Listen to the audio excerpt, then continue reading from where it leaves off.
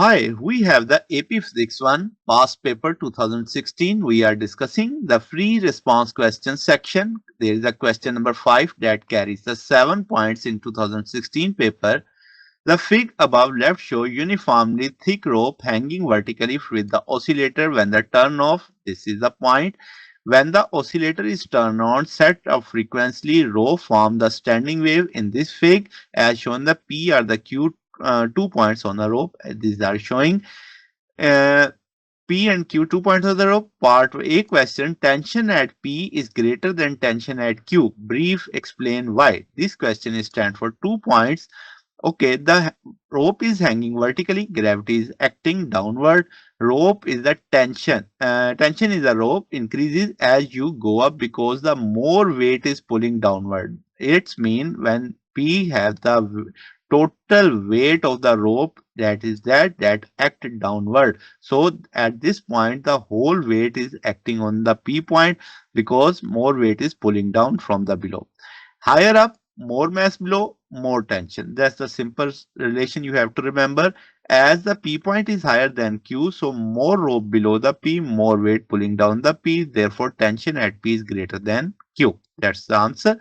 Now, B part has student hypothesis. The increasing the tension in a rope, increasing the speed at which the wave travel through the rope. In clear, coherent paragraph length response that may contain figure or equation explicitly standing wave shown support the student hypothesis. That stands for 5 points.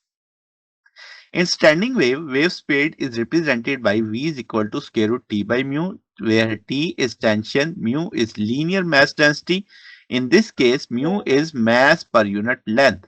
Okay, so we come to know tension, square root tension is directly proportional to the wave speed. As the driven oscillator single frequency produce the traveling wave that the frequency V is equal to F lambda, lambda is equal to V by F.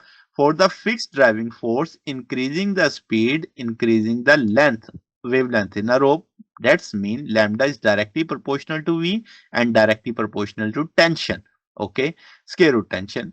In right hand picture, you can see rope forming the standing wave antinode whose vertical spacing corresponding to the half of the wavelength where the rope under the greater tension where the loop are larger or more widely spaced mean the local wavelength is larger. That's the asking when mean if you see when tension is greater here. So and here is the tension is less. So and there is a loop size, wavelength size matter. Here the wavelength is greater. That means velocity is greater. That means tension is greater. Here the loop size is small. So that means the wavelength is less. So speed is less and tension is less. So that's the representation is here. At lower point near the bottom, tension is smaller, wavelength becomes shorter, and the loops are closer to each other. Variation of the loop size along the rope matches the prediction as I described earlier. Okay, so wavelength is proportional to square root tension. Larger the wavelength, wider loop, greater tension is greater, yeah, larger. Smaller the wavelength, tension is smaller. So, observed standing wave pattern directly supports student hypothesis, increasing the tension, increasing the speed. So, increasing the speed, increasing the wavelength for the fixed frequency. That's the conclusion. At top, we see the large weight, tension is high, wavelength is long, and the wave speed is fast.